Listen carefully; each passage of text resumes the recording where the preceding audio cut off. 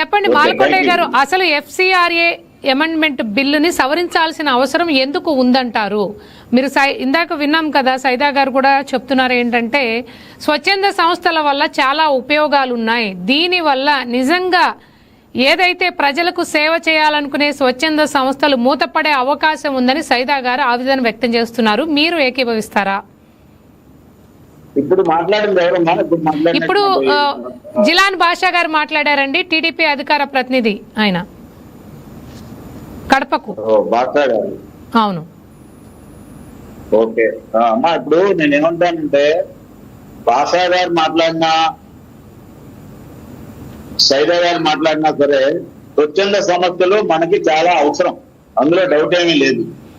కానీ స్వచ్ఛంద సంస్థల యొక్క బయలా ఏ విధంగా రిజిస్ట్రేషన్ చేస్తున్నారు, రాష్ట్రంలో ఏ విధమైనటువంటి గ్రామాలు దత్తత తీసుకుంటున్నారు, ఏ అంశం మీద సర్వే చేస్తున్నారు, దేని మీద ప్రాజెక్టు పెడుతున్నారు, రాష్ట్ర ప్రభుత్వం పరిధిలో ఉండేటటువంటి స్వచ్ఛంద సంస్థలకి మనకి డబ్బు రిలీజ్ చేసేటటువంటి అవకాశం ఉంది. ఆంధ్రప్రదేశ్ లో యోజన సర్వీస్ శాఖ సంబంధించినటువంటి ఒక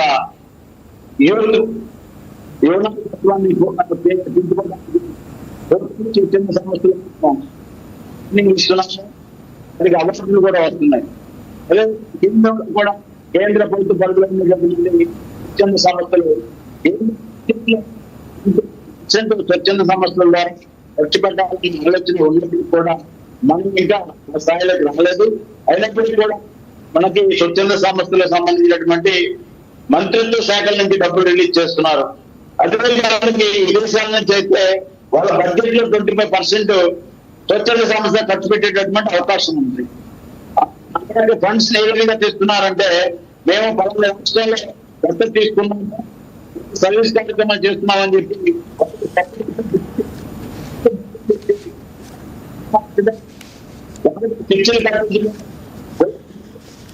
శిక్షణ పెట్టడం రాష్ట్రం ఏదైతే జరుగుతుందో ఇదే మాత్రం మేము తప్పుపడుతున్నామమ్మా.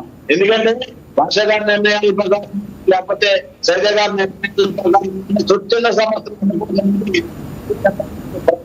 కాదు, కాదు కాదు, ఖచ్చితంగా స్వచ్ఛంద సంస్థలు ఉన్నాయి. ఎందుకంటే వాళ్ళ రైతు క్లబ్లు ఉన్నాయి, యోజన క్లబ్లు ఉన్నాయి, మహిళా క్లబ్లు ఉన్నాయి, కార్మిక క్లబ్లు ఉన్నాయి, ఎంతో ఇవన్నీ కూడా లైన్స్ క్లబ్లు ఉన్నాయి. ఇలాగా అందరూ కూడా సేవ చేస్తున్నారు. సేవ చేసేటటువంటి వ్యవస్థ ద్వారా ప్రజలకి న్యాయం జరుగుతుంది, కొంత ఆర్థిక భరోసా వస్తుంది, కొంతమంది ఎడ్యుకేషన్ సొసైటీలు పెడుతున్నారు, పిల్లలు చదివిస్తున్నారు. ఇవన్నీ కూడా మనం చేస్తున్నాం, సహకరిస్తున్నాం, ముందుకు తీసుకెళ్తున్నాం.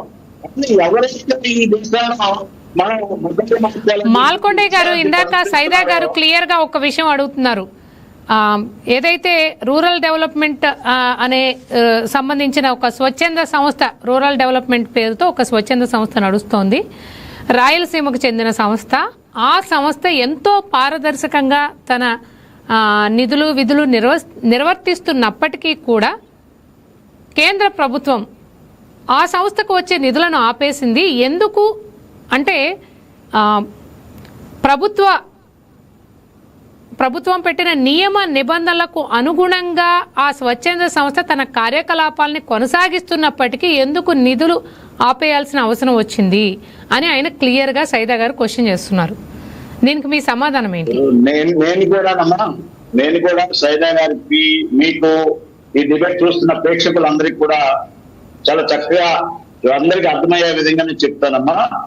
ఇవాళ రాష్ట్రంలో, దేశంలో నిబంధనలకు అనుకూలంగా పనిచేస్తున్నటువంటి సంస్థలు ఏవైతే ఉన్నాయో వాటిని ప్రోత్సహిస్తూ అవసరం కూడా ఇస్తుందమ్మా భారతీయ జనతా పార్టీ ప్రభుత్వం. ఇస్తుంది సంబంధించినటువంటి రిటర్న్ వచ్చేటటువంటి అవకాశం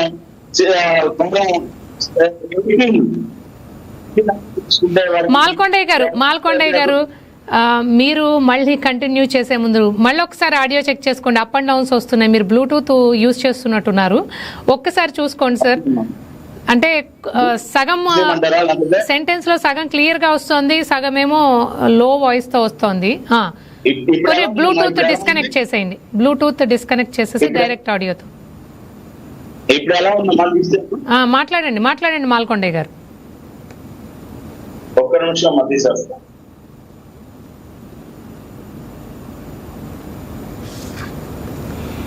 ఓకే అమ్మా, బాగా ఉందా?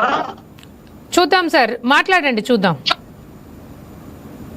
ఇప్పుడు మిత్రులు సైదా గారు చాలా వారి యొక్క ఆలోచనని ఎక్కడ తప్పట్టట్లేదు. సెంట్రల్ గవర్నమెంట్ ఇవాళ స్వచ్ఛంద సంస్థలను ప్రోత్సహిస్తుంది, అవార్డులు ఇస్తుంది, యూత్ నాయకుల్ని ట్రైనింగ్ ఇస్తుంది, రైతులకైతే బ్రహ్మాండంగా కిసాన్ వ్యవస్థ ద్వారా ప్రభుత్వమే ట్రైనింగ్ ఇస్తుంది.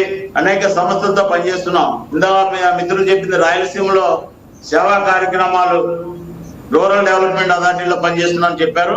నిజంగా గవర్నమెంట్ సిస్టమ్ లో గవర్నమెంట్ పెట్టిన నిబంధనలు లోబడి వాళ్ళు పనిచేస్తున్నట్టయితే, ఆ వ్యవస్థ పేరు చెప్పినట్టయితే వారికి మేమే అక్కడ ఫండింగ్ వచ్చే విధంగా వారికి అండగా ఉండేలా ప్రయత్నం చేస్తాం.